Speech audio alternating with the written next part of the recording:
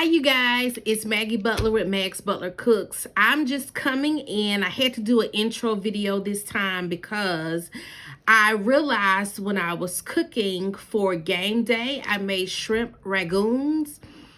I had already started cooking. So when I got the bright idea to record what I was doing, I'd already started. So I wanted to come in with a quick of what I started with to make the shrimp ragoons. I don't have everything in front of me, but the main things I do have outside of the shrimp. Of course, I use shrimp, and I use the smallest uncooked shrimp you can buy in the bags.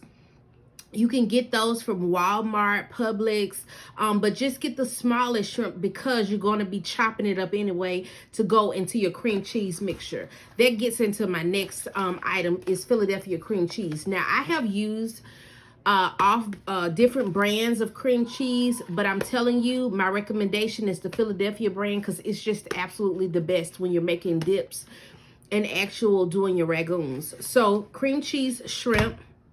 You also will need spring onions, and I use the Frida's Wonton Wrappers. I got these actually from, excuse me, it looks kind of raggedy, but I had it in a Ziploc bag. I got this from Walmart, and they're so easy to use. They don't dry out quickly, which I love. And as you can see when you go get into the video, I didn't have to have a towel or a paper towel or a damp anything to cover these. They stayed moist and pliable while I was able to get all of my ragoons filled. And then one of the secrets that you guys have seen, if you've seen my game day shrimp dip, you already know about this. If you've seen my fried rice video, you know about this. This is my secret to infusing the Asian flavor without having to do all of the work. Everything is already in these packets right here, and I love them. So when I made my shrimp ragoons, I sauteed the shrimp with half of this. I used half of this pack for the shrimp. I added some garlic powder, onion powder. I used a little bit of salt. You only need a little bit of salt because this has salt in it, okay? So I just used that when I sauteed my shrimp. Once you season your shrimp, cook them up. You want to kind of let them cool and chop them up before you fold them into your already softened cream cheese. You're going to cut your spring onions or green onions or scallions really fine and put that over in there because this is going to punch the flavor. Once you get your shrimp folded in, I would just say put it to the side for about 10 to 15 minutes to give the seasoning time to kind of meld into that cream cheese, and you get that beautiful Asian flavor all throughout your shrimp ragoons. So I just wanted to come in and tell you that because I didn't do it in the video. Once this clip ends, it's going to get straight into me actually filling my wonton wrappers and making my little I call them pocketbooks. Of course, I'm from the South, but a lot of people say purse. I make the little purse style wrappers, and you'll see me and how easy it is to make those and just dropping them in the fryer. They do take a little bit of time, but I guarantee you it's well worth it, and they are absolutely delicious. So I hope you guys enjoy the video. Please like, share, comment, and subscribe. Let me know what you think. Again, cheers. Thank you. Okay, so here we go, you guys. I wanted to start and show you some beautiful pictures of how these wontons, or what you call shrimp ragoons, came out. They were so delicious. So when you start, you can buy these wrappers. I got these right here from Walmart, and they are so easy. I didn't even, just taking them out and filling them. The key to ragoons is to make sure that you don't overfill them, because if you overfill them, they'll seep out when you fry them, and that's not a good look. So here you see me using some plain water, and I'm using that. I didn't use any egg or anything to seal the edges when you're making your ragoons. Now you can put crab meat in these ragoons. You can use shrimp. You could do a combination of both. You can do ground turkey. You could do ground beef. I mean, you really can make them your own. You can use your mindset of like egg rolls. So it's the same type of wrapper, is you're just making it smaller, a smaller version of it. So and I think it's really cute to have these little dainty bites that you can fill with whatever you like. So just use the recipe that I mentioned in the beginning of the video, and that way, you know, when you're put it in there, as you can see, I'm just taking a little bit. You don't want to overfill these, and you want to make sure that you press around the edges.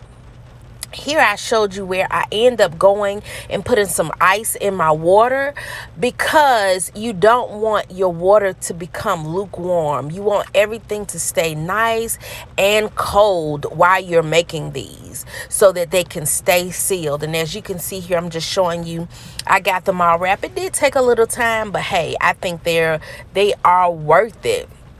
As you can see here, you know, I'm just laying them out. I did put them in the refrigerator for a few minutes while I was getting my oil ready and all that good stuff, but that's definitely not necessary.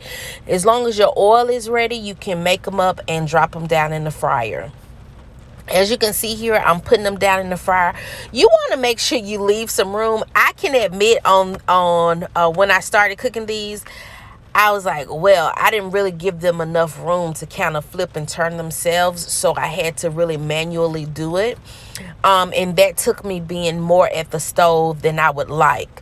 So when you put them in, kind of give yourself some leeway so that they can float and flip and all that good stuff. If not, you'll end up doing what I had to do, which is kind of babysit them a little bit. You know, I was able to walk away from the stove at a certain point in time, but I had to keep an eye, because once they got to the brownness that I liked, then I had to flip them so that they can cook on the other side, and that's very important.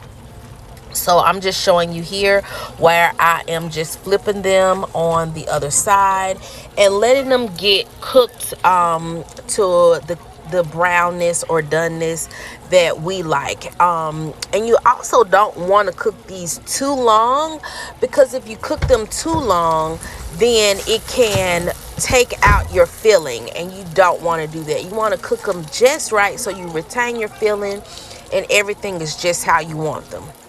So as you can see here, I'm just, you know, renewing a batch. Once I get that batch done, I take my plate with the uncooked ones and drop them right on in.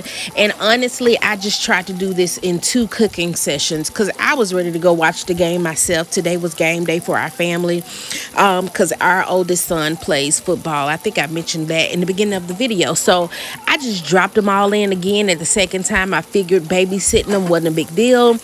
And that way I can monitor them, flip them so they won't overcook, but they get that crispy, crunchy that you want when you're eating. At the same time I was doing this, though, I was preparing my crab cakes. I had already put them together. They had sat in the refrigerator, so at this time it was ready for them to go on top of the stove and brown some, and then I just popped them right in the broiler. So as you can see here, these are the ones that were done. And for some reason, like when you take the stuff out of the fry oil, it looks a little lighter. But once I was able to get them on a plate, on a paper towel where they were draining, you can see the brownness that I liked. It's a little bit darker than that light brown. And as you can see, I was on the other side of the stove, like cooking my crab cakes. Once everything was done, we had crab cakes wrapped in the Boston lettuce with a little bit of remoulade, my remoulade that I make homemade, a little tomato lettuce wrapped in that wrapped in a Boston lettuce, and we had on the side those shrimp ragoons. So everything was delicious. Man, we tore down. This meal was really good. So if you like what you're seeing, please like, share, comment, and subscribe. If you want to know how I made the crab cakes, I have a video already out for those, and even the remoulade sauce that I use. I hope you enjoy what you see here, and more videos are sure to come.